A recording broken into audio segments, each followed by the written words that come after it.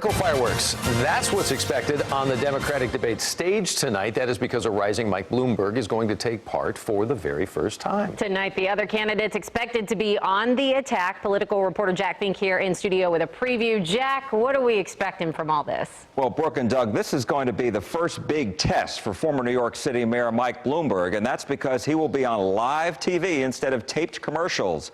Bloomberg has steadily risen in the polls here in Texas and nationally after spending hundreds of millions of dollars hiring a lot of staff and airing a lot of TV ads, which we have seen.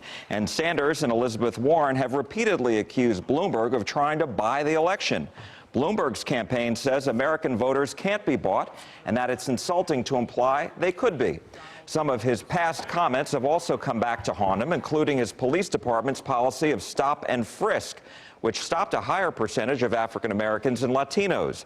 While Bloomberg apologized, that issue will be brought up tonight. People will want to see how quick Bloomberg is on his feet.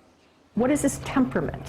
When he is attacked, how does he respond? I think that Democrats are still trying to figure out who is the best candidate to have on the stage with Donald Trump at the end of the day.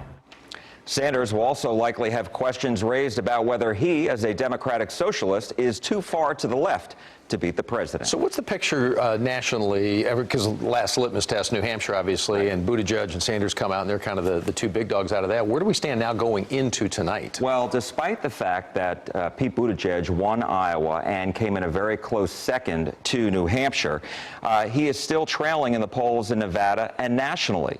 Now, in Nevada, where tonight's debate is and where Saturday's caucus is, Sanders maintains a very big lead in the Real Clear Politics average. He's at 30%, while Joe Biden is in second with 16%, followed by Elizabeth Warren at 14.5%, then Buttigieg at 12.5%, Tom Steyer at 10.5%, and then Amy Klobuchar at 9.5%. Bloomberg is not competing in Nevada because he got into the race late, and he's betting on Texas and the other Super Tuesday states on March 3rd.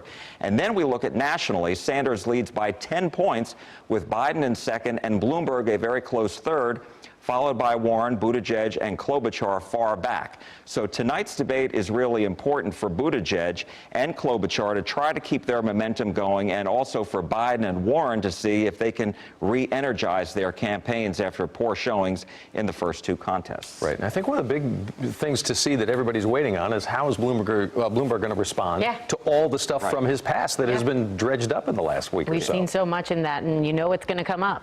We have, and we will see tonight. Yeah, get your popcorn ready. Jack Fink, he'll be watching it for us.